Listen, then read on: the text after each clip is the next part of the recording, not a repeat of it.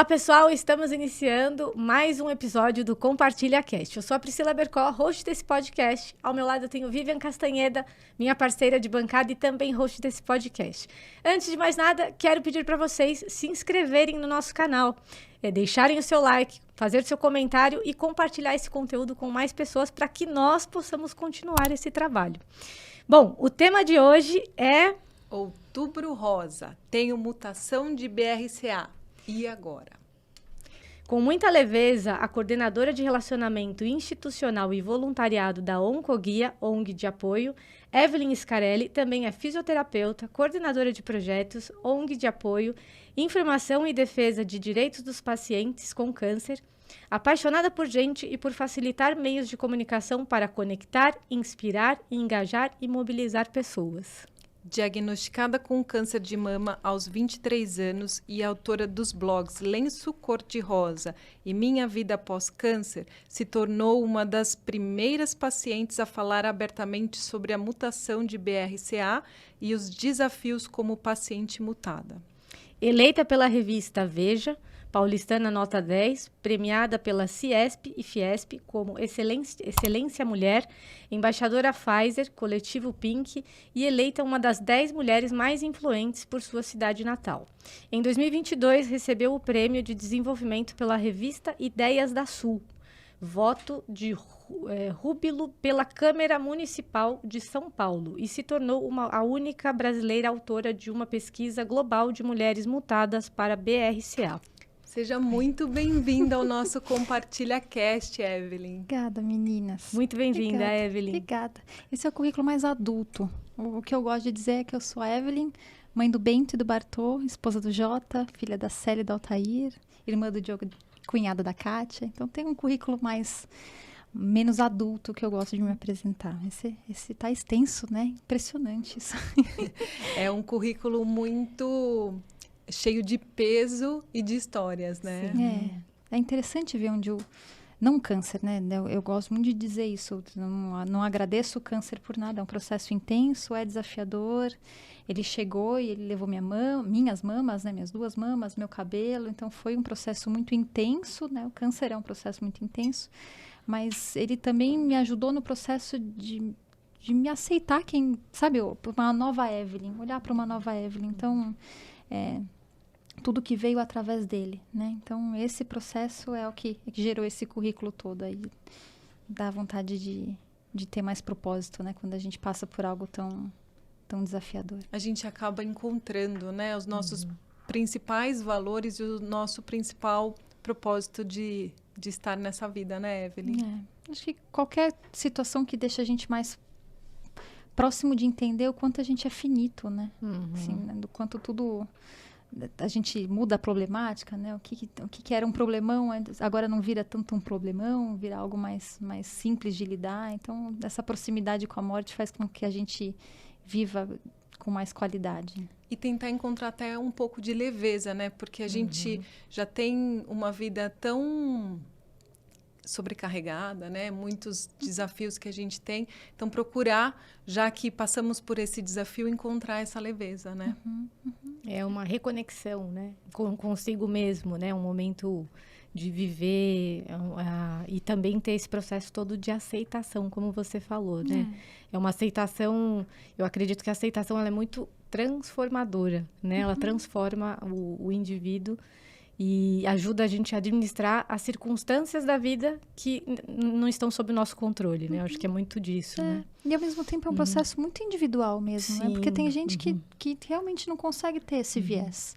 Não só para o câncer, mas para qualquer problema que passa na vida, né? Que enfrenta, tem essa barreira de enfrentamento. Tem só um olhar diferente para tudo isso, né? O meu olhar foi esse, né? Então, é sempre muito importante quando a gente vem falar como, né, especialista na própria experiência, no meu caso é uma experiência oncológica, dizer que essa é só a minha experiência, né? Então, espero que consiga acolher ou se conectar com outras histórias, mas é só o que eu passei e a forma como eu enxerguei tudo isso. Como Claro. foi acolhido por você, né? E eu quero dizer que eu conheci a Evelyn, né, através de um projeto feito pela Oncoguia, de ir nas empresas, poder falar para as pessoas um pouco sobre a experiência do câncer, e não só do câncer de mama, específico para as mulheres na ocasião, mas depois a gente estendeu também para o novembro, para falar para os homens, porque muitas pessoas não fazem ideia sobre o que é o câncer ou como se cuidar, né? Então, o trabalho que vocês realizam na Oncoguia é incrível. Eu recomendo todas as pessoas que ainda não conhecem o trabalho da Oncoguia. Eu estou aqui vestindo a camisa, porque realmente é um trabalho muito lindo, porque vocês fazem mesmo diferença na vida das pessoas. Muito obrigada. Nossa, viu? tem uma equipe por trás disso, cuidando com tanto amor, vocês soubessem, assim. As minhas falas são muito privilegiadas em muitos sentidos, né? Porque eu tive acesso a uma boa instituição de saúde para cuidar de mim, a minha mãe idem, meu pai idem, mas também porque eu tenho, né, uma organização muito grande por trás, com muitas pessoas que amam o que fazem por trás e que dão 100% do que elas podem diariamente para fazer essa diferença. Então, desde a pessoa que cuida ali da recepção da organização até a presidente, todo mundo tem o mesmo olhar para a pessoa, né? Sim. Para qualquer pessoa que seja diretamente tocada pelo câncer. Então, é tão bom ouvir isso. Então, é um obrigado coletivo. É um monte de gente que precisa ouvir isso também Pois lá é, dentro. muitas pessoas precisam conhecer, porque muitas pessoas precisam ser acolhidas, como a Oncoguia faz com tantas pessoas, né? Então, meu muito obrigada a essa instituição. Sim, muitíssimo obrigado. É uma ONG que olha para esse lado e um momento difícil, não só para as mulheres, né? Mas para as pessoas que recebem o diagnóstico, que é uma situação, assim, delicada para aquele primeiro momento, atravessar, porque eu imagino que passa um turbilhão de coisas na cabeça quando a pessoa recebe esse diagnóstico, né? E trabalhar isso de uma forma, assim, com muito amor, como vocês fazem, é maravilhoso, né? Levar essa vontade de fazer essa diferença na vida das pessoas, né? Evelyn, conta pra gente como que você descobriu o câncer de mama, né? Que foi aqui até a gente leu no seu currículo, e toda a transformação que você passou desde o diagnóstico, né? Inclusive quando você descobriu a mutação do BRCA. Tá bom, vamos tentar resumir. Olhar um pouco 10 anos para trás e tentar resumir. Eu tinha 23 na época, né? 23 anos na época, então eu espreguicei, encostei a mão no seio e falei, ué, isso aqui não era para estar aqui. Né? E aí a gente entra no viés do Outubro Rosa, né? Muito se fala do autoexame, a gente dentro da organização, a gente gosta muito de chamar isso de autocuidado. Porque quando a gente coloca o termo exame em alguém que não estudou medicina, né? Assim, parece que fica muito distante da mulher de se examinar. Né? Então, a gente gosta desse autocuidado para dizer, poxa, eu me conheço a ponto de saber que o que está aqui hoje não é normal, porque não estava aqui mês passado. Ou minha mama não é desse jeito, essa não é uma maior do que a outra. Então, esse autoconhecimento é o que a gente gosta muito de dizer nas campanhas de Outubro Rosa. Mas eu não trabalhava na organização ainda, não tinha nenhuma ideia de autoconhecimento, muito menos de autoexame. Então, estava ali espreguiçando, encostei e falei, poxa, não é normal. Porque, não, tem uma bola dentro do meu seio, então, né? E aí eu fui mostrando para as mulheres da minha família, mostrei para minha mãe, para minha avó, para minha tia, tipo, isso é normal? Todo mundo falou, não, isso não é normal, mas vamos passar num médico, vamos agendar. Eu estava de férias, terminando a faculdade de fisioterapia, estava no último ano da faculdade, e passei com um mastologista, ele perguntou, Dói, você tem histórico familiar? Tem mais algum outro sintoma além desse nódulo? As respostas não para tudo, assim, não tem histórico familiar, não está doendo, né? É só isso que eu sinto, não tem mais nada além disso na minha mama. Falei, vamos fazer um ultrassom, mas ao que tudo indica, isso aqui é um nódulo benigno. E a gente vai monitorando, você é super jovem, não tem histórico familiar, então não precisa se preocupar. Mas acho que a gente, da mulher, intuição, um negócio meio diferente, né? Algo que fala dentro da gente mais forte. E nesse momento eu falei para ele, tá me incomodando, eu quero tirar. Ele falou, mas não posso tirar tudo que chega em você, tudo que for aparecendo, eu não posso. Eu falei, mas esse eu queria que você tirasse, tá me incomodando, isso não é normal para mim, eu fico o dia inteiro mexendo nisso agora, eu queria tirar. Ele falou, então vamos tirar. E aí eu marquei, estava de férias, né? Mais uma vez, aí marquei a cirurgia, tirei esse nódulo que até então, né? Pensando na mama dividida em 4 pedaços, quando eu saí do centro cirúrgico dessa primeira cirurgia que eu fiz, eu já não tinha mais um pedacinho, tirou um quadrante da mama, né? O nódulo, ele tinha esse tamanho. E vida normal, assim, mesmo estudando fisioterapia, não, né, assim, encantada com a área de oncologia, não sabia que o que saía da gente, o que sai do nosso corpo pós-cirúrgico. Então, tirei o nódulo e, para mim, vida normal. E aí, deu uns 15 dias, eu fui lá, tirei os pontos, um silêncio diferente do médico, né? Um jeito meio mais quieto de falar comigo, mas tudo bem, tirou os pontos, fui para casa, fui para Brasília para uma festa, passar o final de semana lá, passei sábado, domingo. Quando eu cheguei no domingo à noite, na segunda de manhã, meu pai me liga. Ele falou, filha, não faz alarde, eu tô aqui em Atibaia, que é a minha cidade, né? Eu tô aqui em Atibaia, vim pegar você pra ir no médico. Eu tava na minha avó, ele falou assim, fala pra tua avó que você vai tomar um café da manhã com uma amiga, você vai sair, mas não conta que eu tô aqui. E eu fiquei pensando o que diabo eu tinha aprontado, pro meu pai sair de outra cidade pra me buscar, pra me levar no médico. Né? Então, eu fiz esse caminho todo pensando, o que está acontecendo? Será que eu estou grávida? Sabe a cabeça que vai pensando, assim, o que eu... Mas nada passava, né, pela jamais, sua mente que você assim, tinha alguma coisa relacionada com a cirurgia. Não. Já tinha até esquecido o episódio da cirurgia. Já. Daí a gente chega... Tava seguindo a vida. Super vida normal, né? Acabando as férias, vou voltar para faculdade, só tirei o nódulo que estava me incomodando. E aí eu cheguei no consultório, né? O médico sabia que estava indo encontrar com ele, mas assim, ele é gineco-mastologista, então por isso que eu fiz a analogia da gravidez. Eu fiquei pensando, puxa, o que está acontecendo? Por que meu pai está me levando lá? E aí a gente sentou, eu fiquei pouquíssimo tempo na recepção, assim, foi sentar e entrar, e falei, né? Tá diferente, mas tá rápido, então tá bom, né? Vou agradecer essa espera não tão longa, né? E aí eu sentei, ele foi conversando, e aí ele foi olhando pro meu pai, aí eu fui olhando para a sala com outro olhar, fui vendo os portas, né? Porque tem ali, né, foto de criança, né? Bastante foto de criança atrás, mas tinha foto da família dele, aí eu olhei ele abraçado com a filha, mais ou menos a minha idade, aí ele conversando com meu pai, eu já totalmente desconectada da história. E aí, de repente, eu olho para ele e ele tá desmontado, assim, ele tá chorando muito, o médico. E ele conversa com meu pai e fala, eu sinto muito, eu também tenho filhos. E aí meu pai desmonta e aí eu tento me encaixar na história até que eu entendi que era de mim, que a gente estava conversando, que era sobre mim a conversa.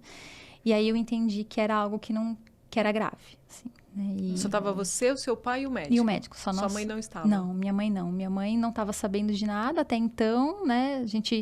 O médico é muito atencioso, assim, tanto que eu tenho uma admiração gigantesca por ele até hoje, porque, para mim, uma das frases mais impactantes do meu diagnóstico inteiro veio dele, quando ele olhou para mim e falou assim, a partir de hoje, toda mulher jovem que sentar, eu vou ter um olhar mais personalizado e menos estatístico pelas didáticas dos livros, porque...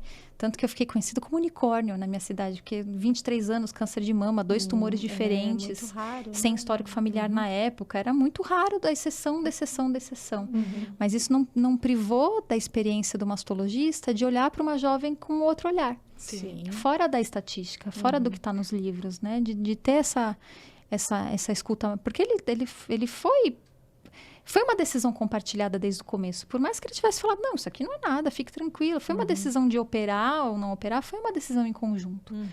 Né? Então, ele foi uma pessoa muito importante para mim nessa época do diagnóstico e ele abraçou a causa como eu vi poucos médicos fazendo isso até hoje. Então, ele falou, eu pedi uma semana para pensar, né?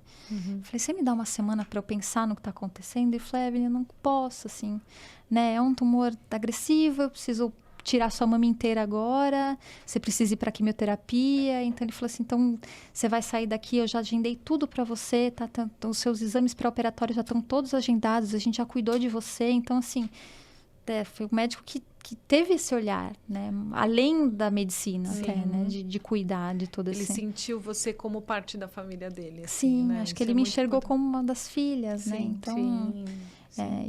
E foi muito importante esse movimento para a gente no começo, porque a gente não tinha tido contato nenhum com oncologia antes. Sim. Né? Então, o meu chão estava aberto. Hoje, tendo a visão de familiar, eu entendo o chão do meu pai e da minha mãe, né? Minha mãe levou 3 dias para conseguir conversar comigo da melhor forma possível, porque o chão dela abriu muito mais. E hoje eu sou mãe, hoje eu olho para o Bento e eu não quero que nada aconteça com ele, né? Então, assim, é muito desafiador para um familiar acompanhar alguém que está vivenciando o processo oncológico.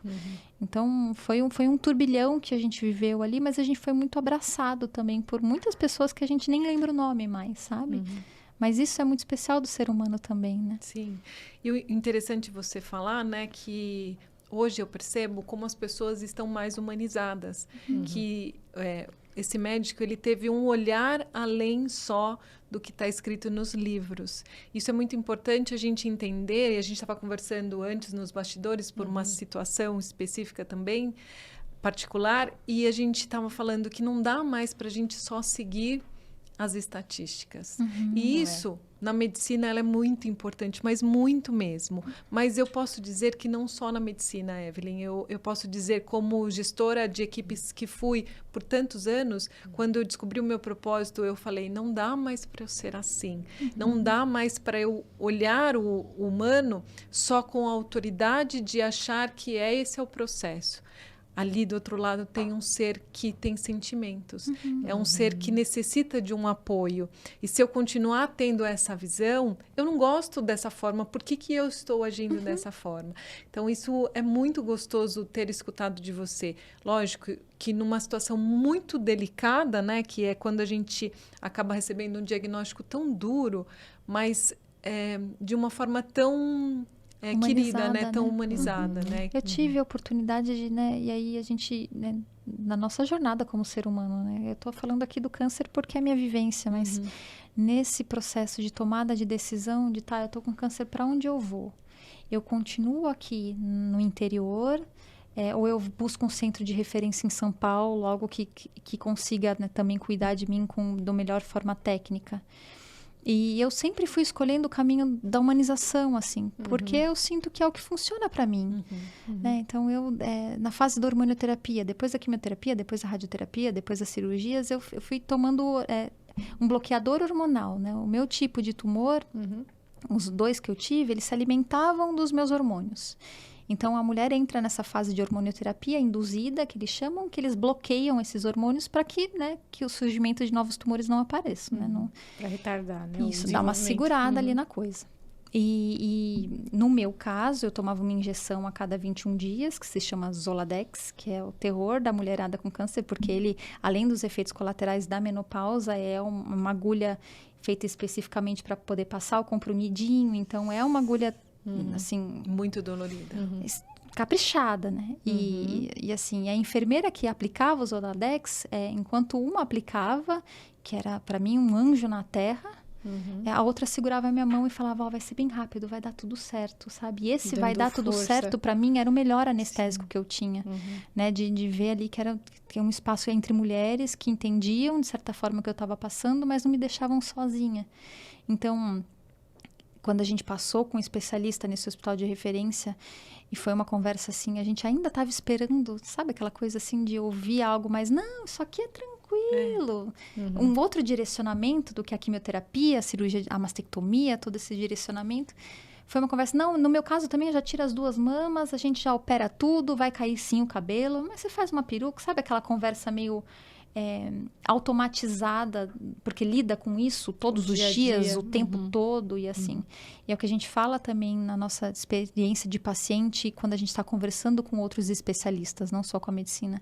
Mas a gente se prepara muito para ir no médico, sabe? Assim, a gente até passa um perfume, a gente pensa no que a gente vai falar, a gente se programa, a gente planeja, a gente, né, pensa nessa consulta às vezes a semana inteira. E para o médico não, é só mais uma pessoa, né? Na grande maior parte das vezes, né? Esse profissional da saúde está lidando com isso, vai entrar, vou sair, vai entrar você e depois, sabe, aquela coisa mais... E esse médico estava num dia assim. E aí eu lembro que a gente ficou uns 5 minutos, assim, meu pai segurando a chave no carro, minha mãe em total silêncio, eu no banco de trás, assim, tentando assimilar aquela consulta que a gente tinha se preparado dias para ela. E aí eu falei, não, eu vou para quem segura a minha mão. Eu vou para o médico que chorou para dar o diagnóstico e falou que estava tudo sentiu agendado. que era ali que você tinha que se Todo segurar, apoio, né? E aí se foi a sentiu- primeira grande mudança que eu fiz com o diagnóstico, literalmente. Eu voltei para minha cidade e fiquei morando ali durante 6 meses, que foi a parte mais intensa de quimioterapia, eu e minha mãe. E meu pai ficou aqui trabalhando em São Paulo. Então, Porque nessa época você já morava em São já Paulo. morava em São Paulo. Já morava em São Paulo. Mas você descobriu lá em Atibaia. Tudo lá em Atibaia e fiquei por lá. Falei, é aqui que eu vou ficar até a hora que... Só não fiz a radioterapia lá porque não tem aparelho, Sim. né? Então, aí eu voltei para São Paulo e aí eu fiquei aqui, mas fazendo meu tratamento, indo no médico lá, tudo bonitinho lá em Atibaia. E do momento, assim, Evelyn, que você recebeu o diagnóstico, teve essa situação, né, de perder o chão com a família, como que foi você encontrar forças para continuar vivendo, para seguir a sua vida, né? Onde você buscou essa força, né? Como que você... Porque você só tinha 23 anos, né? Então, como que foi esse processo também de não só da aceitação, mas de você olhar para o futuro com um olhar diferente? Como que seria isso, né? Eu botei meu propósito nas pessoas que eu amava. Assim, com 23 anos a gente não tem, né? Assim, eu ia pra faculdade, voltava, assim, assistia a sessão da tarde, né? Fazia o mínimo que eu tinha que fazer, que era ir bem na faculdade, fazer as provas direitinho, bonitinho. Essa era a minha função. Né? Tava apaixonada por oncologia, mas 23 anos, né? Sim, sim. Assim, É claro que tem muita gente com 23 anos que já tem isso de fábrica pronto, né? Já tem Sim. propósito, objetivo, já tá Sim. numa carreira, né? Mas eu não, tava ali Tava se tentando formando, descobrir o que eu queria Uhum. fazer da minha vida, assim. E aí veio essa coisa, assim, de olha, pode ser que você não aguente o próprio tratamento. Além do diagnóstico, o tratamento é muito invasivo, né? Então, esse contato, assim, de puxa vida, se esse for meu último ano, como é que eu vou viver esse último ano? Assim, o que eu vou fazer da minha vida de fato nesse último ano? E pensa tudo isso, Evelyn, nesse momento? Claro, pensa. Assim, a gente fez uma pesquisa com a Datafolha para saber a primeira palavra que vem na mente das pessoas quando a palavra é câncer. E a morte, na nuvem de palavras, a morte está ali gritando e piscando, né? Como ao vivo aqui da porta, sabe? Então... assim, isso faz parte, todo mundo pensa assim. Mas aí você tem esses dois caminhos, né? Ou você pensa, fala, tá, se isso acontecer, como é que eu vou estar vivo até aqui? Né? Ou você se entrega e vambora, assim. E não tem certo ou errado, tem o que é bom para cada um. Sim. Né? Mas naquela época, quando eu fui fazer a mastectomia, que eu passei o ano novo no hospital, eu tirei todo o seio esquerdo, que era onde estava o tumor ali. Eu escrevi antes de entrar no centro cirúrgico, mas se eu estou fazendo tudo isso aqui, né? Se eu estou aqui atestando que eu estou lutando por algo, né? Ou para quê? Ou por quem? E aí eu coloquei, assim, por quem eu sei que eu posso ser, pela minha família, e assim, fui anotando os motivos do porquê que eu queria enfrentar tudo isso da melhor forma. E eu olhava para os meus pais, assim, sabe? Eu queria muito estar bem por eles. E eu já tinha isso de natureza, assim. Então, minha mãe contava uma história que, quando eu era muito pequenininha, eu não sei andar de bicicleta até hoje. Mas quando eu era muito pequenininha, a primeira vez que eu tentei, eu tomei um tombo feio, assim. Eu também resolvi descer uma ladeira com meu irmão. Também fui da pior estreia possível, né? Mas eu caí, eu abri meu queixo e dava para ver o osso do queixo aqui. E era um monte de sangue, meus pais desesperados. E eu sentada numa mesa assim, segurando a fraldinha e falando, gente, tá tudo bem, eu não tô sentindo nada. Então, já era da minha natureza ter esse cuidado de não transmitir ou não deixar eles sofrerem mais, né? Assim, e também de uma calma meio atípica, assim. Então, desde pequena eu vim com isso de fábrica. O que ajudou bastante. Claro. Mas foi por eles. Hoje eu reconheço que foi por eles, assim. E eu agradeço muito ter esse primeiro impulso de ter feito tudo isso pelos meus pais, porque hoje eu tenho uma outra vida, né? Eu tenho meu marido, meu filho, meus filhos, o cachorro também vale, né? Sim. Os filhos que eu ainda quero ter. Então, assim, tem sido uma vida muito boa, sabe? Então, Evelyn, nessa época que você foi fazer a retirada do seio, você já estava escrevendo no blog? Não. Eu comecei escrevendo, tentei, né? Achar alguém, outro unicórnio, né? Então, eu entrei no Google, fui olhando. Na época, a gente não tinha rede social muito forte. Mas tinha os blogs, né? Então, eu fui escrevendo ali, câncer de mama 23 anos. câncer de mama, né? Porque 23, óbvio que não achei. Aí eu joguei câncer de mama, fui lendo uns blogs, mas era um lado muito... Era um lado que eu não queria escolher para mim, de formas de enfrentar o diagnóstico. Então, eu fechei o computador e falei, não vou por aqui, não. Não vou ficar me espelhando em outras histórias, eu não sabia nem o que era a quimioterapia. Quando eu vi que era um soro, eu falei, nossa, é só isso aqui? Eu achei que a gente fosse entrar numa máquina, sabe? Eu viajei, porque eu não tinha uma referência do que era aquilo. Porque eu escolhi não ter esse viés mais triste da coisa, que foi o que eu encontrava na época. E ela estava enfrentando também o câncer, ela estava passando por um câncer de mama, terminando a faculdade de Direito, então a gente tinha uns pontos em comum. E eu fiquei amiga dela e a gente trocava muita figurinha, assim. E a gente falava muito... assim, transparente do que a gente estava sentindo. E ela foi a primeira pessoa que me incentivou. Falou assim, Evelyn, você acha que você não devia guardar só para mim o que você fala? Acho que você podia contar para as pessoas como você tá. E tem aquela coisa, né, de ter aquela parcela de pessoas que querem perguntar como você tá e perguntam de fato. E aí você tem que ficar contando a história repetidamente para várias pessoas diferentes. E tem aquela parcela que quer perguntar, mas não pergunta. Porque o que vai fazer com a resposta depois? Eu não sei como lidar com a resposta. Então, é melhor eu ficar aqui quietinho, né? Que é o que muito paciente passa, que é por esse abandono mesmo de amigos, de familiares que não conversam mais, porque também não sabem como conversar. Como conversar. Né? Então, não é a culpa da pessoa, ela só não sabe como lidar com isso também. E aí, eu fiz o blog para conversar com essas pessoas. Sem saber que, assim, o primeiro 1000 acessos que eu tive, eu fui comer uma pizza com os meus pais comemorando. Porque eu falei, gente, era só para falar com a família só. E aí a coisa foi crescendo e cresceu. E cresceu. Quando você fala que as pessoas não sabem como conversar com os pacientes, né, diagnosticados com câncer, isso tudo é ensinado na Oncoguia. O pessoal conta, até porque a gente realmente comete um monte de gafe, a gente acaba sendo muito invasivo, porque tem o lado das pessoas que querem realmente ajudar, mas tem muito lado também das pessoas que querem só saber de fofoquinhas, assim. Então, isso vocês acabam ajudando todas as pessoas, né? A gente tem, naturalmente, a gente como ser humano tem aquela coisa de eu preciso dizer alguma coisa. Você tem aquela coisa de, não, eu preciso falar alguma coisa aqui, eu preciso dizer alguma coisa. E a gente vai para outro viés. O paciente precisa ser ouvido. A gente não precisa que ninguém diga muita coisa pra gente. A gente precisa de alguém que esteja presente, ouvindo o que a gente tem para falar, sabe? E isso é uma das coisas mais bonitas que a gente imagina. Uma das coisas mais bonitas que a gente ensina no Onco é tenha uma escuta ativa, presente, esteja de fato presente enquanto você está ouvindo essa história, sabe? Olha no olho. E ajudando as pessoas, de uma certa forma, a fazer uma escolha diferente, né? Para enfrentar o problema, né? Que é escolher um caminho mais otimista, mais positivo, levando um aprendizado daquela situação que você está vivendo, que a pessoa está vivendo, né? Então, eu acho que essa mensagem, ela é fundamental, né? Para quem está vivendo um momento como esse. Porque se a gente se apega com o rancor, com a raiva, com a mágoa, porque eu imagino que uma pessoa que recebe um diagnóstico como esse deve sentir muitas coisas, né? Deve acumular ali uma mescla de sentimentos gigante. Por que comigo, né? Por que comigo? Por que e isso a gente aconteceu, sente a pressão, né? gente, né? Aquela coisa daquela necessidade de saber o que dizer, a gente naturalmente caminha para a culpabilização das coisas, né?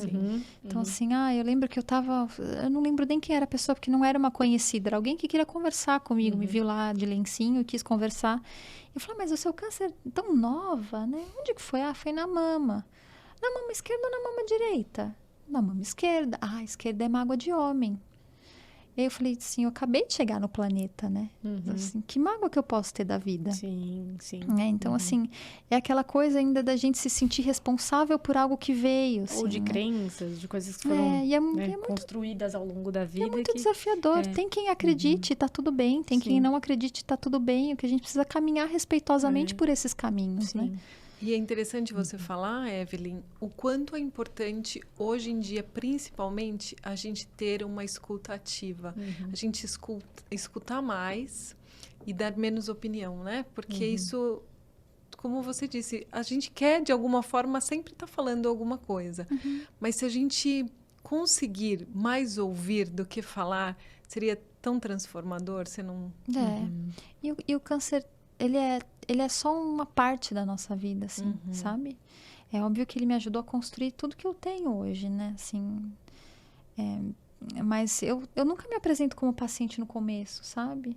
Tem todo esse histórico e eu também sou uma paciente de mama portadora da mutação de BRCA. Isso é só uma parte da minha vida, mas não é a principal, né? Então, assim, eu não sei o que dizer para alguém que está passando pelo câncer, tá? Mas você não precisa falar sobre câncer, né? Você quer que eu pegue seus filhos na escola? Você quer que eu compre picolé de limão? Eu falava isso para todo mundo, assim, posso te ajudar de alguma forma? Compra picolé de limão para mim, que me ajudava muito no pós-quimioterapia, assim, de enjoo. Então, meu freezer era só picolé de limão. Então, é aquela coisa do caminho mais simples, sabe? Claro. Ou vem cá, me conta um pouco dos seus problemas. Tá difícil? Você tá passando por alguma coisa? Porque, assim, eu não visto a armadura do câncer. Eu sou a Evelyn que vou poder te aconselhar de algo na vida, sabe? Então, é muito importante que a gente também... com uma escuta ativa, a gente consegue perceber de fato o que a pessoa quer, o que a pessoa precisa. Né? E às vezes ela não quer conversar e tá tudo bem. Às vezes ela quer chorar e chora junto. Não posso chorar junto porque vai demonstrar... Não, chora junto. É tão importante ter alguém para chorar junto, sabe? Para segurar a mão, para falar, não faço ideia do que você tá passando, mas acredito no que você tá dizendo. Isso faz uma super diferença na vida de alguém que está enfrentando qualquer quarto escuro. Qualquer doença, né? Não é só o câncer. Não, e eu acredito que não seja só a doença, né? Se a pessoa está passando por um luto, se a pessoa perdeu o emprego, que também é um luto, se a pessoa, às vezes, até tomou um tropeção na esquina e tá com aquela dor ou raiva de ter tropeçado, né? Então, isso é muito importante, a gente ter esse outro olhar e não só... do vitimismo de achar que a pessoa, só aquela pessoa está passando por um desafio, né? E tem um outro caminho também que eu gosto muito de ir na contramão, que é aquela pessoa que fala assim, depois que eu vi a história da Evelyn, eu não tenho mais problema. Eu falo, não, vem cá. Assim, não diminua a sua dor por conta da minha. A minha história é minha história. O que você está vivendo é importante. A gente está vivendo um pós-pandemia de questões de saúde emocional que estão cada vez mais pertinho da gente. E aí você vai diminuir a sua dor pelo meu histórico, meu vasto histórico oncológico. Isso não tem o menor sentido. Essa história é importante. Ela tem tanta importância quanto a minha. Então, a gente também... tem que tomar cuidado com essas coisas, né? De escutar uma história que tem um viés mais difícil e achar que a nossa dor não importa. Importa muito. Importa sim. E você, quando estava contando, né? Quando descobriu sobre o câncer de mama e depois quando você descobriu que tinha mutação do BRCA? A gente não tinha pensado... Foi muito tempo depois? Foi. Na verdade, foram alguns anos depois, assim. Eu já estava namorando até, tá? O Jota, meu marido hoje, mas estava namorando na época. O que aconteceu foi, nessas iniciativas de Outubro Rosa, uma das coisas que a gente mais fala, e porque a gente é mulher e a gente sabe disso, é que as mulheres priorizam tudo na vida, menos a gente. Então, o filho é mais importante, a carreira é mais importante, a faculdade dos filhos, enfim, assim, a saúde do marido, da mãe, qualquer coisa é mais importante do que a gente. Não, eu espero, né? Eu posso ir no médico depois. Ou se não, até faz, sei lá, tira 9 na prova, né? Porque passa no médico, faz os exames, mas não vai buscar resultado, né? Ou não volta. Tem os resultados, mas não volta. Olha no Google, fala, não, tá tudo ótimo, né? Se autodiagnostica ali e segue a vida. E a minha mãe era uma personagem assim, né? Minha mãe priorizou tudo na vida dela. A vida dela inteira foi viver para os outros, né? Minha mãe viveu assim. E a última vez que ela tinha ido num ginecologista foi quando eu tinha nascido. Então, a gente estava falando ali já de 26 anos. Meu Caramba. E eu dentro do Oncoguia, todo Outubro Rosa, vamos fazer mamografia. Não, filha, você é mais importante, você é mais importante. E aí, um dia a gente não aguentou e levou a força na marra. E aí, eu vivi, para mim, o processo do câncer abriu o meu chão. Porque era a pessoa que eu mais amava no mundo. Que estava ali, sentada na frente do mesmo oncologista que é o meu, né? Segurando o calhamacinho de exame, com a cabecinha baixa, vivendo tudo que eu vivi. Sabendo os processos que eu passei. E eu, com toda a minha bagagem, com tudo que eu já tinha de experiência, na minha própria experiência, né? Não na oncologia em geral, mas na minha própria história de inúmeras cirurgias, de quimioterapia, de radioterapia. Quando eu vi minha mãe passando pelo mesmo que eu, para mim foi muito mais difícil, assim. Que era a pessoa que eu mais amava do mundo e eu me sentia muito impotente, porque não tinha nada, assim... Não podia mudar aquele rio da vida. Não tinha nada para fazer ali. Além de estar perto, além de compartilhar minha história, além de ter o meu exemplo. Então, para mim, foi muito doloroso. Mas o oncologista, na hora, sacou que tinha alguma coisa errada. Ele falou, puxa, tua mãe também é nova. né? Um tumor em cada mama, assim. Ele falou, vamos investigar a mutação genética, porque aí pode ter esse traço hereditário. Ele não é o mais comum no cenário de câncer de mama, tá, meninas? Então, tô dentro de uma porcentagem muito, muito pequena, assim. Represento 10% das mulheres diagnosticadas com câncer de mama, que tem essa questão da mutação genética. Mas ele investigou minha mãe primeiro, ele falou assim, ó, você, dona Célia, dando positivo, a gente investiga a Evelyn para ver se ela vai positivar também. Aí minha mãe fez o teste. Naquela época era assim, mandamos para fora, né? Assim, levou meses para ficar pronto. Hoje tudo tá, graças a Deus, tá tudo muito mais diferente, mais rápido, mas não precisa mandar para fora. Tem máquina aqui no Brasil que faz, os exames saem em 15 dias. Então isso acaba, para ter acesso a tratamento para uma mulher com câncer de mama que sabe que tem mutação genética, isso é um baita de um gol, sabe? Claro. Não tem que esperar tanto, sabe o que fazer, direciona um oncologista, isso é muito especial.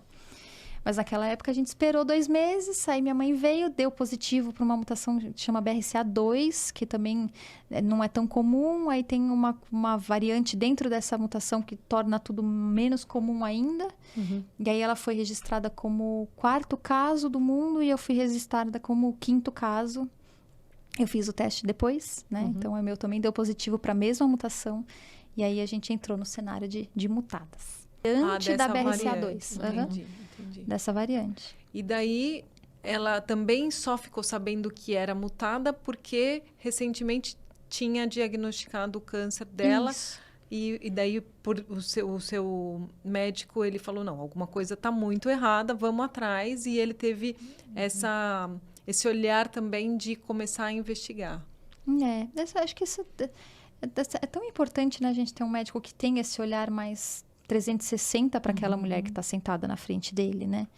Então, quando ele já me conhecia, né? Ele começou a atender minha mãe também. Ele falou assim, isso aqui, vamos investigar, né? Se não der nada, foi só uma loteria. Se der a mutação genética, a gente já sabe que caminho que a gente tem alternativo para que o câncer não volte, né? E qual foi o caminho nessa ocasião? Primeiro, tratar todo o histórico da sua mãe, porque na ocasião você já tinha tratado o seu câncer. E também tinha a questão, coitado do meu pai, né? Tinha a questão logística da coisa. Então, o que acontecia?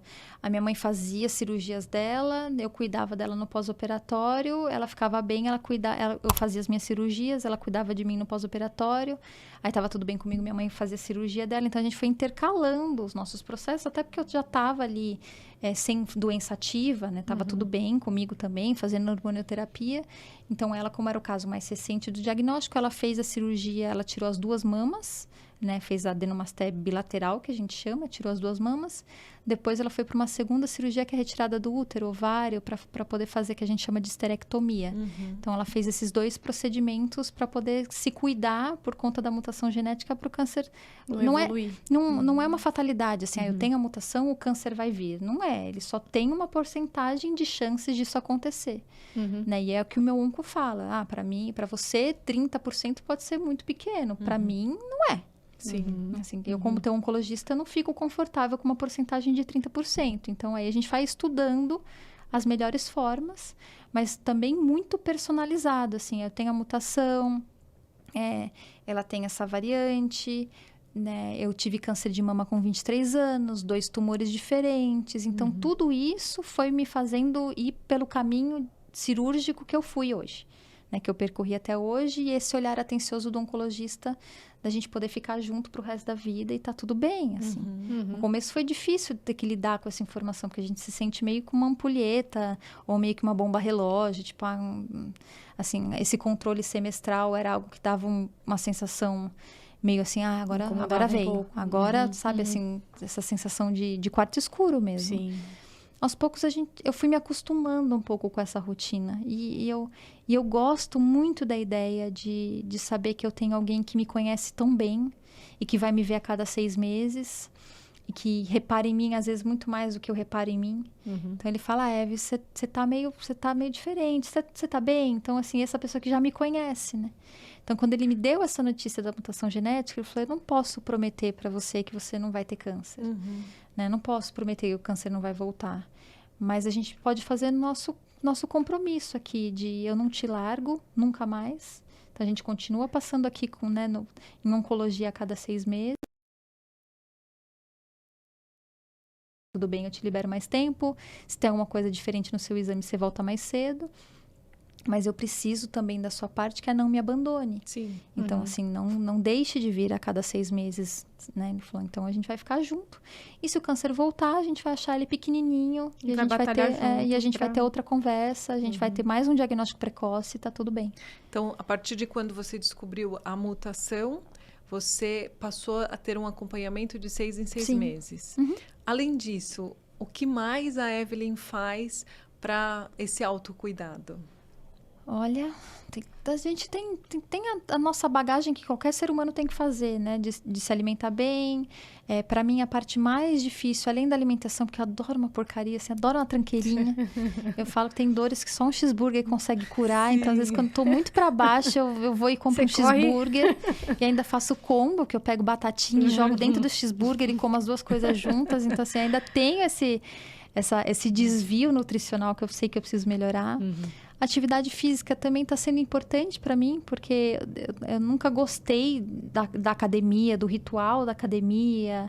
Sempre fui muito magra, então sempre chamei muita atenção com a minha magreza. Então, isso é algo que eu também me trabalho hoje, que é a aceitação do meu corpo como ele é. E tá tudo bem, eu sou magrinha mesmo, tá tudo certo. Né? Meu pai também é muito magrinho, minha mãe também foi muito magrinha. Então...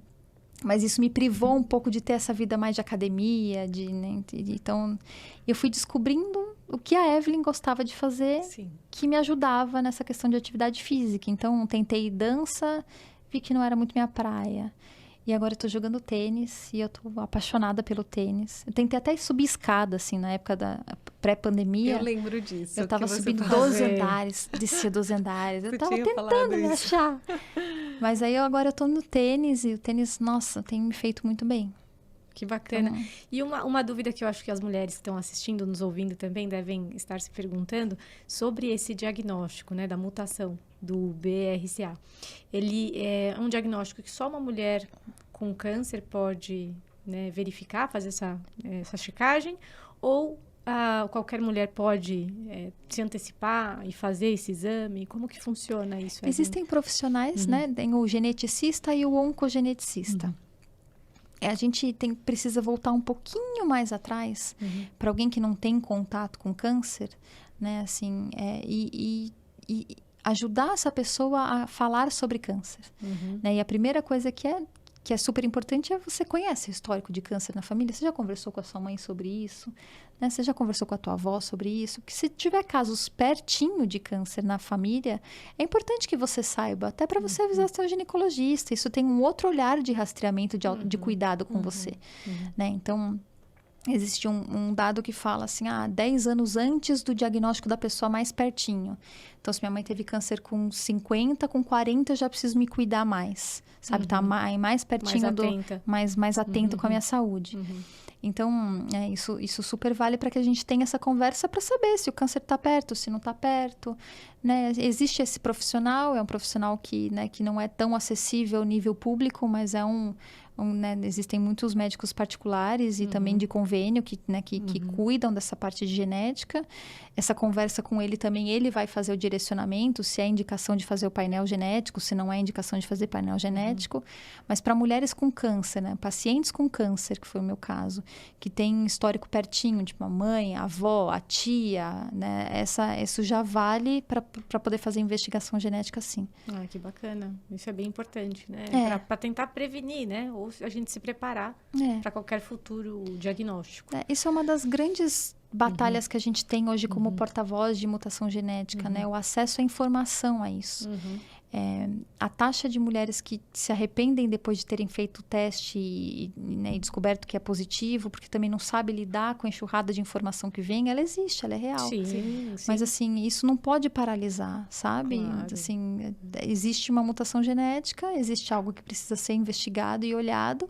E sim, faz parte do nosso pacote essa tomada de decisão, né? Eu tirei a outra mama por uma decisão junto com o oncologista e com a equipe que cuida de mim ali antes de ter o meu filho, porque por uma questão pessoal, né? Minha mãe faleceu, então eu sabia que não tinha uma rede de apoio muito grande e fazer uma cirurgia de mastectomia também com uma criança pequena era algo que eu não ia conseguir conciliar, cuidar do meu filho, cuidar de mim. Então, cada caso cada tomada de ação da minha vida foi muito bem pensada antes de ser feita.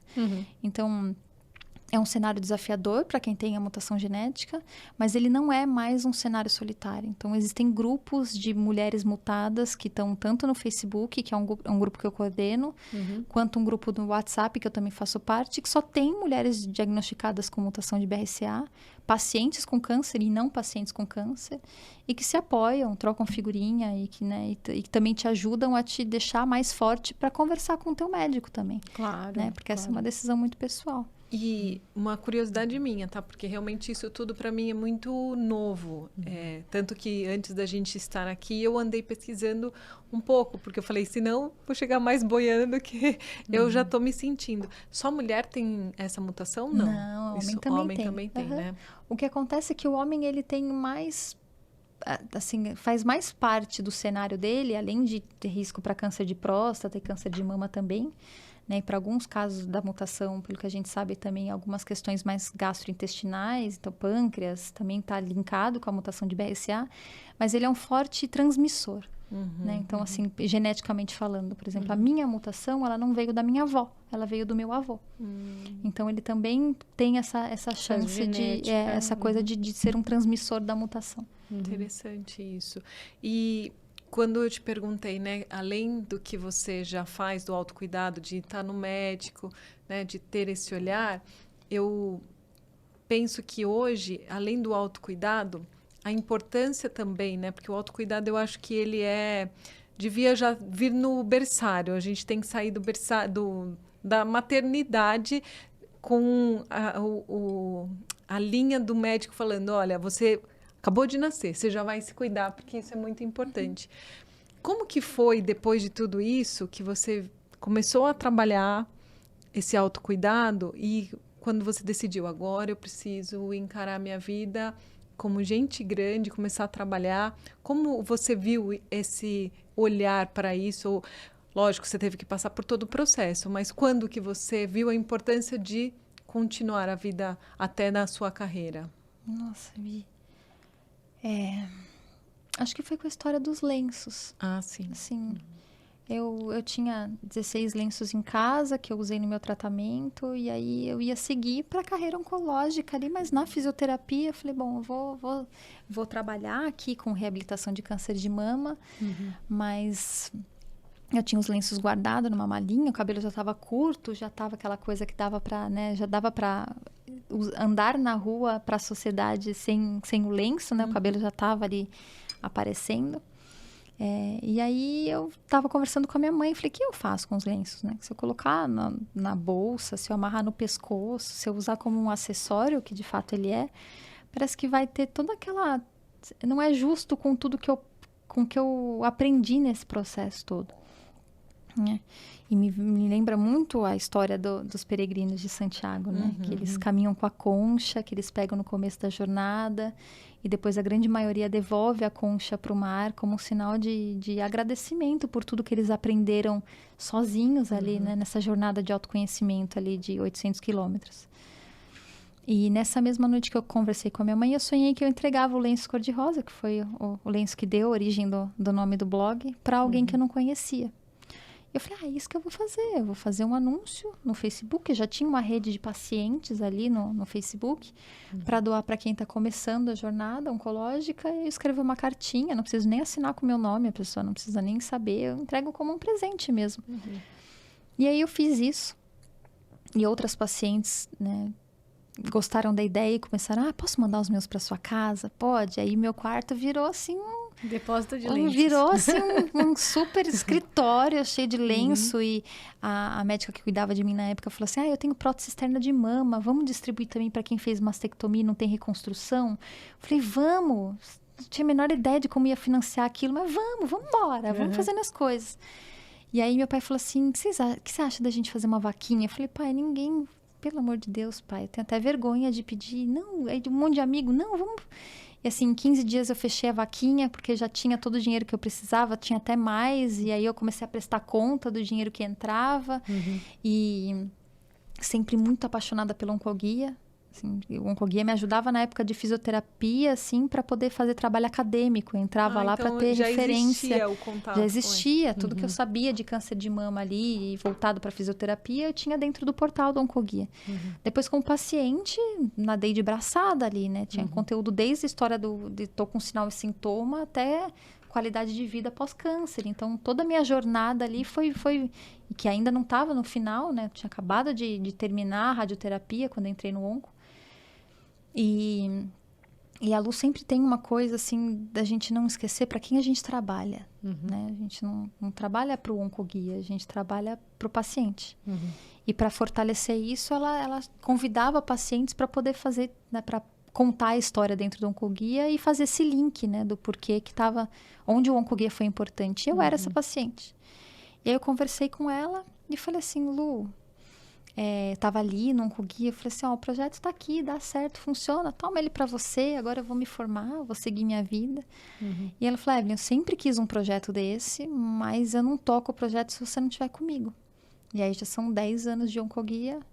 O projeto floresceu lindamente, assim, mais de 10 mil doações para o Brasil inteiro, sem custo nenhum. Que legal. Né? A gente viu o paciente receber o diagnóstico, até receber a alta médica, assim, em todos os movimentos do mundo, assim. A gente já perdeu muito paciente também, né? Muitas pacientes já foram embora, mas com a sensação de terem sido amadas e cuidadas e olhadas. Sim. Então, floresceu bonitamente. Desculpa, te cortei. E esse projeto não Oncoguia ainda existe do lenço? Ele parou com a pandemia. Pela logística que tinha e a falta de... A gente não podia fazer nada, né? Assim, Sim, então, sim. E ele é tão cuidadoso. Tinha voluntária que triava os lenços. Eles chegavam, elas triavam. Elas lavavam os lenços, elas passavam os lenços. Os lenços tinham um cheirinho específico do projeto. Elas embalavam, montavam um tsuru da cor do lenço. Elas colocavam tudo por ordem de cor. A gente fazia também essa questão da escolha do lenço certo para cada mulher. Então, a gente só fazia uma única pergunta para elas no portal, elas se cadastravam ali, que era, como é que você acha que esse lenço vai te ajudar? E com base nessa resposta, as meninas escolhiam o lenço daquela mulher. Então, ela tá mais triste, eu vou dar esse mais colorido. Ela mora no sul, então vamos lá mandar um tecido mais grosso. Ela mora no Rio de Janeiro, então tem que ser um lenço mais fino. Então, esse olhar detalhista e que era carregado de energia e de empatia, a gente perdeu com a pandemia. Né? Então, elas faziam visitas dentro dos hospitais. Então, tudo isso acabou perdendo fôlego e a gente deixou o projeto paradinho. Então, agora as pessoas que estão nos escutando e nos assistindo, vamos retomar esse projeto. Sim. E quem quiser compartilhar um lenço, manda ou aqui para o Compartilha Cast, né? Entra em contato com a gente, ou até com a Oncoguia, fala que viu aqui no Compartilha Cast que a gente vai retomar. Porque realmente faz uma grande diferença. Que não seja lá, mas talvez, né? Como eu em 2015 descobri que eu tinha endometriose. E para mim foi assim um grande desafio, como quando você descobriu o câncer, porque eu não sabia o que era. Eu achava realmente, quando a médica me falou que eu tinha essa doença, eu falei, vou morrer. Foi exatamente isso, porque eu não sabia o que era. Imagina um nome, né? Endometriose. Eu não sabia nem onde que era. Né? E daí eu comecei a pesquisar, fui atrás e eu passei por diversos médicos. Eu lembro que eu fui num médico que uma amiga, por uma grande coincidência, tinha também tido a doença.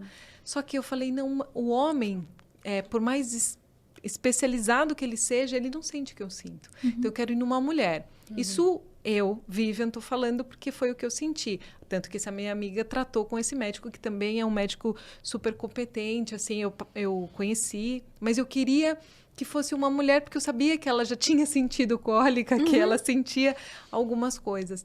E na ocasião eu precisei fazer a cirurgia, né? E eu tinha um cabelo que era mais do que na cintura. E a coisa que eu fiz é totalmente diferente o processo. E não tem nada a ver com a questão do câncer. E também, pelo que eu já pesquisei, a gente não tem o diagnóstico de que a pessoa chega a óbito por conta disso. Mas aquilo mexeu muito comigo. E eu queria, de alguma forma, agradecer a cura, que na verdade a endometriose não tem, mas eu queria... porque eu tinha passado pela cirurgia e eu queria agradecer. Então, eu fui, cortei meu cabelo bem curtinho, Eu fiz Chanel na ocasião e doei 38 centímetros Que do meu legal. cabelo para uma... Acho que eu não lembro o nome da instituição, mas a minha irmã... falado, ela cortou, daí minha mãe na época cortou, e todo mundo cortou, né, em agradecimento por essa questão. Então, eu acho que fazer uma campanha, mesmo que não seja a Oncoguia que vai fazer, eu acho que a gente tem um grande agradecimento, que tocou para mim aquela situação, e você estar aqui, né, também me toca muito, porque eu quero ajudar, eu quero que a sua história, né, você compartilhando a sua história, possa tocar outras pessoas, e é nisso que eu acredito, num mundo onde as pessoas possam compartilhar histórias e que elas possam ajudar pessoas a transformar as histórias delas. Então, pessoal, se vocês quiserem, que não seja um lenço, que seja qualquer coisa, né? Mas que toquem o coração de vocês, né? Que eu acho que isso acaba sendo muito importante. E como você comentou, Evelyn, também sobre a maternidade, né? Assim, como que foi para você, né? Eu sou mãe, eu vivi o processo da gravidez, desde receber a notícia, de acompanhar os ultrassons, né? De ouvir o coração. Então, é todo um processo mágico mesmo para a mulher, né? E para você, com o diagnóstico, como que você enfrentou tudo aquilo, né? Porque eu acho que só de ouvir o coraçãozinho bater dentro de você enche a gente de esperança, enche a gente de alegria, né? Então, conta pra gente como é que foi esse processo da gravidez, né? Tá. Na sua história, na sua realidade. O Bento foi a maior conquista da minha vida, assim. Acho que o Bento veio fruto de muito trabalho, muito trabalho. Não foi um processo fácil para o Bento chegar. Eu sempre quis ser mãe, mas tava tudo bem não ser mãe com 23 anos, né? Assim, sabia que tinha bastante tempo pela frente para poder viver isso em algum momento com a pessoa certa.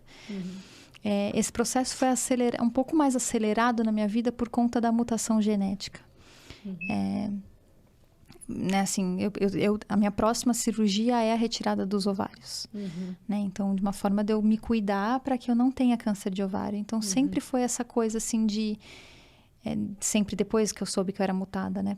Para entender o melhor momento para fazer cirurgia, para poder, né, para poder engravidar. E aí, eu lembro que quando...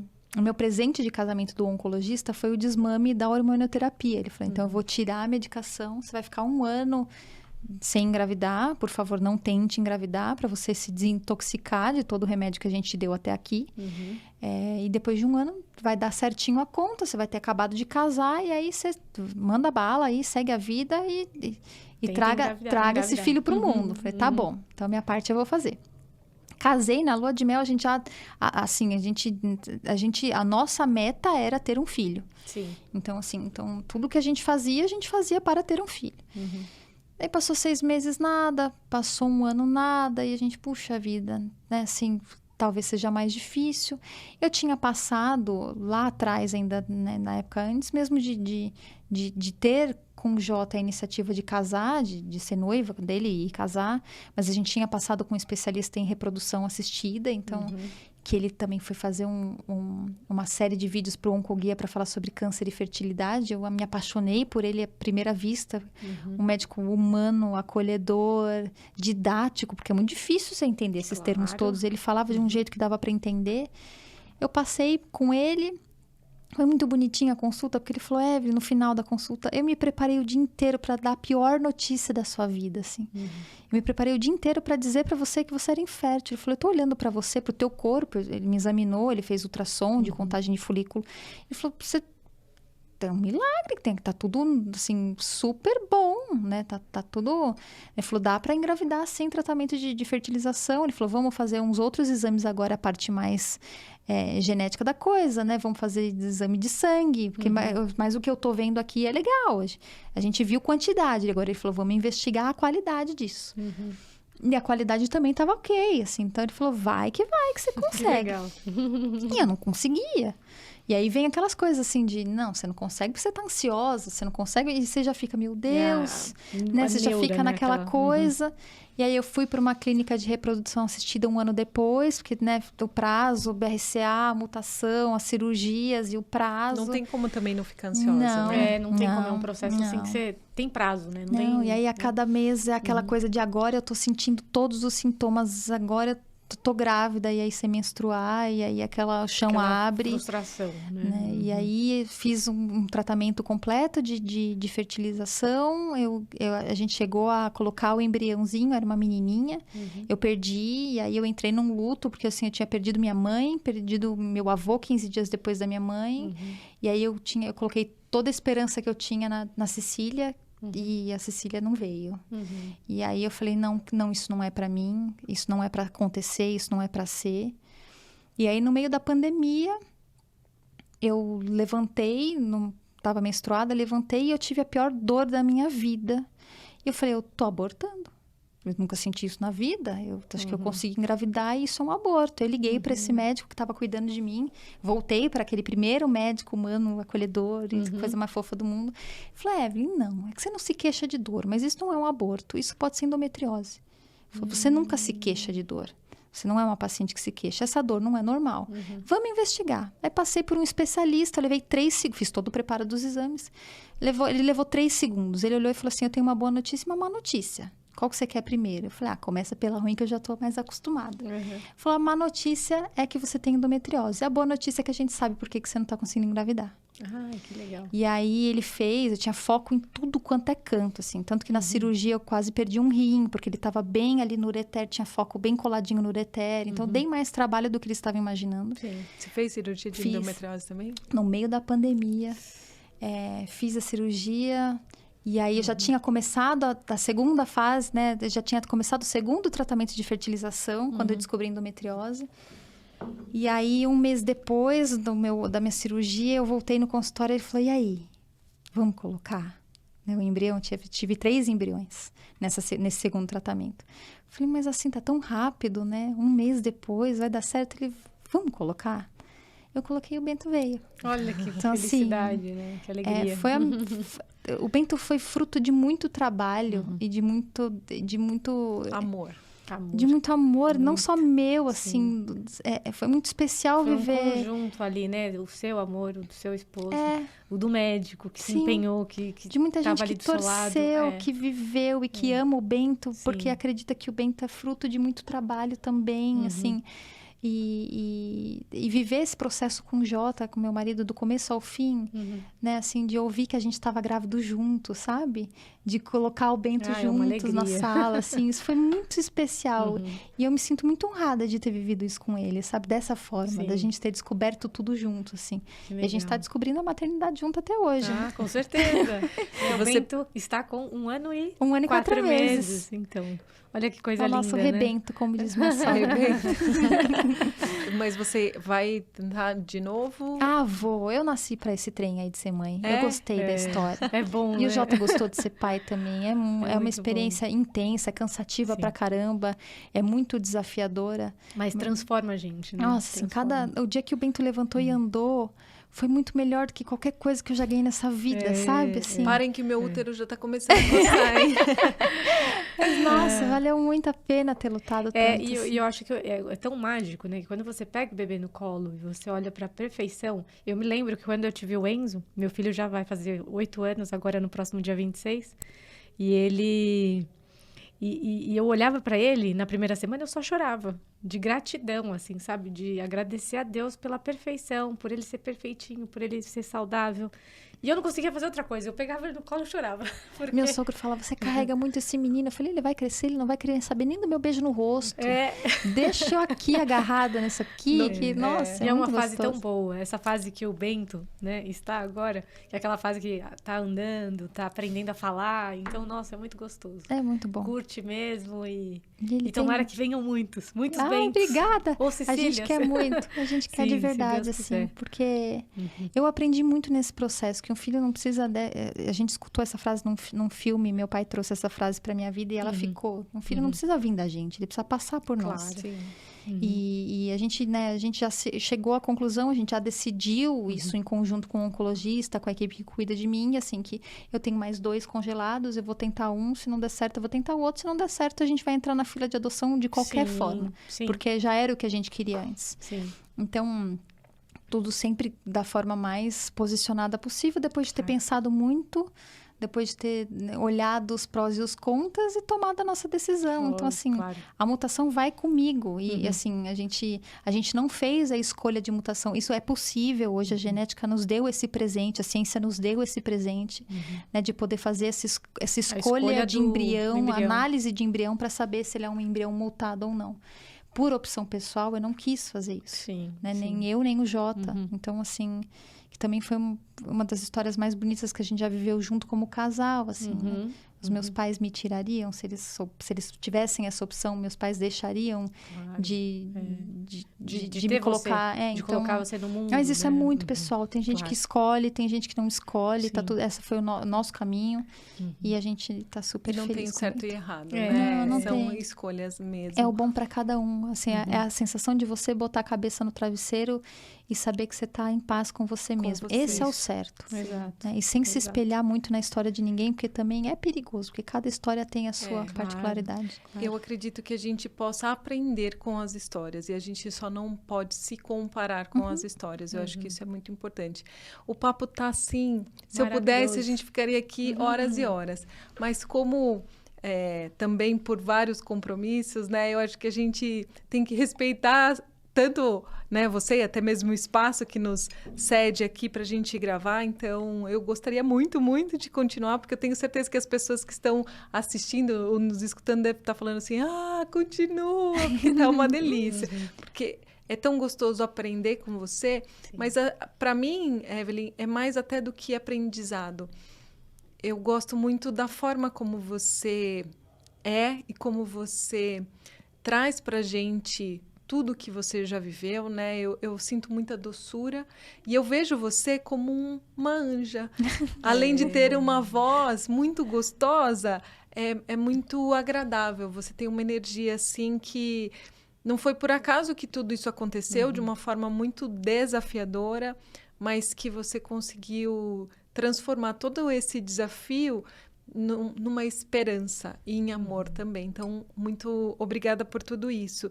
E para a gente finalizar, eu quero pedir para você que nos traga algo que você gostaria de compartilhar com o mundo, para que a gente pudesse guardar isso com muito carinho, né?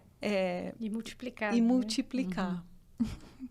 Eu queria agradecer o teu olhar, que na verdade seu olhar para mim só reflete o que tem dentro de você, né? Então é só um espelho de quem você é. Você está se enxergando enquanto você fala sobre mim. Então eu te agradeço a oportunidade de mais uma vez estar aqui compartilhando minha história e eu sou fruto de muita gente nos bastidores que me poliu, sabe? De muita gente que acreditou em mim e que acreditou no meu potencial de chegar onde eu cheguei hoje e que me ensinou sobre políticas públicas, sobre respeito ao próximo, sobre fortaleza, sobre amizade, sobre segundas chances, minhas e para as outras pessoas que estavam perto de mim. Então, a minha fala é muito privilegiada, eu reconheço isso, que foi uma jornada difícil, mas foi mais leve porque eu tive esse pequeno exército por trás. Então, é sempre uma boa forma de agradecer essa turma toda, que nem sabe, às vezes, que o bem que me fez é sendo quem eu sou, da forma como eu sou hoje, porque quando eu sou isso para o outro, eu retribuo um pouco do que eu recebi, sabe? Para o mundo, não só para mim ou para minha família, mas para o mundo. E acho que é isso que a gente pode compartilhar. Compartilhar esperança, compartilhar recomeço, compartilhar que a gente não romantiza nada, é difícil mesmo, mas que a gente pode se permitir a não viver uma experiência difícil e desafiadora sozinha. Então, você está aqui, se estiver em casa ou no carro ouvindo a gente conversar e você está passando por um processo depressivo ou qualquer outra coisa, tipo, compartilhe o que você está sentindo com outras pessoas. Compartilhe o que está sendo difícil com outras pessoas. Eu tenho certeza que tem muita gente predisposta a ouvir e acolher como eu fui ouvida e acolhida.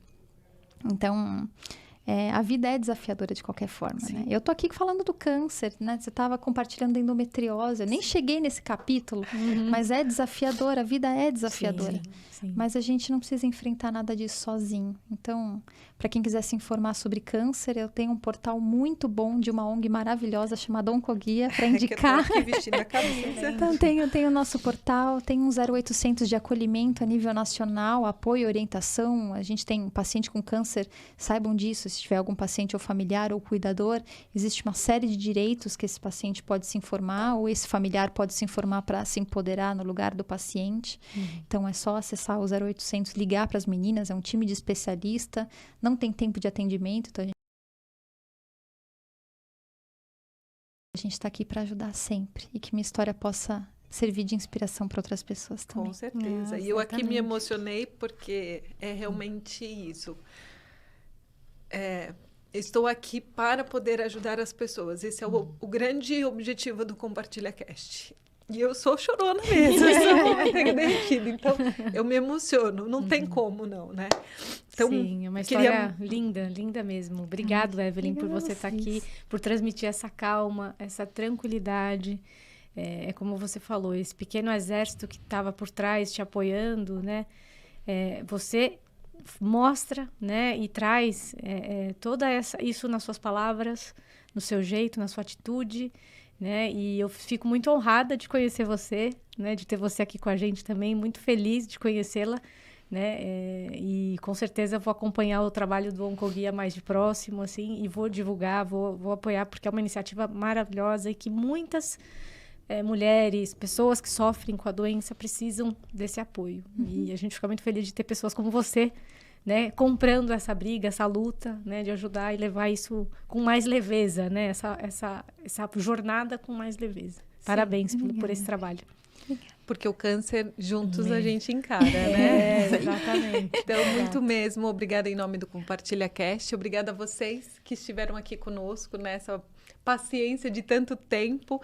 E se você ainda não está inscrito no nosso canal, por favor, se inscreva, curta, compartilha, para que a gente possa continuar com esse conteúdo e chegar nas pessoas que precisam receber essas mensagens e seguir o Oncoguia, né, nas redes sociais, no site, para ter todas as informações. Então, muito obrigada, Evelyn, por essa oportunidade. Obrigada. Muito obrigada, Evelyn. Evelyn. Até o próximo episódio. Obrigada a todos. Até. Tchau.